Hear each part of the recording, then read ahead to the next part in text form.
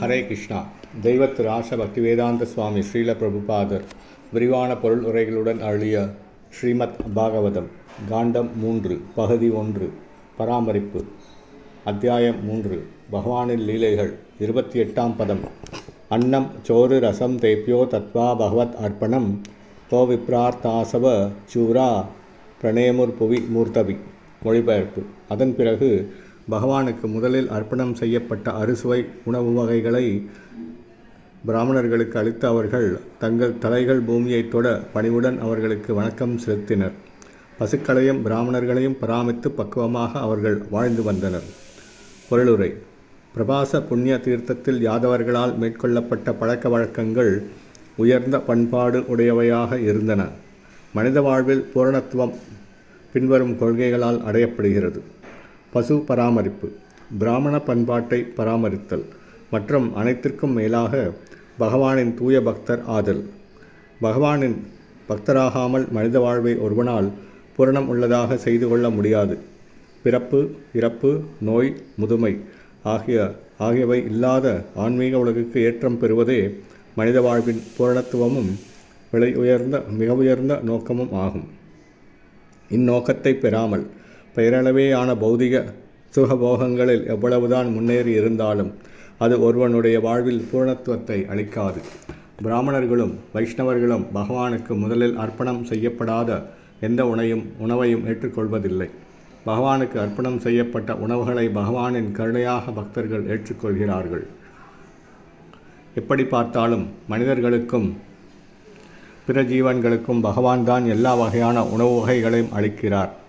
வாழ்வின் முக்கிய தேவைகளான தானியங்கள், காய்கறிகள், பால், நீர் போன்ற எல்லா உணவு வகைகளையும் மனித குலத்திற்கு அளிப்பவர் பகவானே என்பதையும், இத்தகைய உணவு வகைகளை மனித முயற்சியால் தொழிற்சாலைகளில் உற்பத்தி செய்ய முடியாது என்பதையும் ஒரு மனிதன் நன்கு அறிந்திருக்க வேண்டும். புத்திசாலி பிரிவினர் பிராமணர்கள் என்றும், பரம சத்தியத்தை அவரது உன்னதமான உருவநிலையில் அறிந்திருப்பவர்கள் வைஷ்ணவர்கள் என்றும் அழைக்கப்படுகின்றனர். ஆனால் இவ்விருவருமே யாகத்தில் மிஞ்சிய உணவு வகைகளை மட்டுமே ஏற்றுக்கொள்கின்றனர். யாகம் என்பது யஞ்ஞ புருஷரான விஷ்ணுவை திருப்திப்படுத்துவதற்கென உள்ளதாகும். யாகத்தில் மிஞ்சிய உணவு வகைகளை ஏற்றுக்கொள்பவர் எல்லா பாவ விளைவுகளிலிருந்தும் விடுபடுகிறார் என்றும், தனது சொந்த புலன்களை திருப்திப்படுத்துவதற்காக உணவு தயாரிப்பவன் எல்லா பாவங்களையும் ஏற்றுக்கொள்கிறான் என்றும் பகவத்கீதை கூறுகிறது.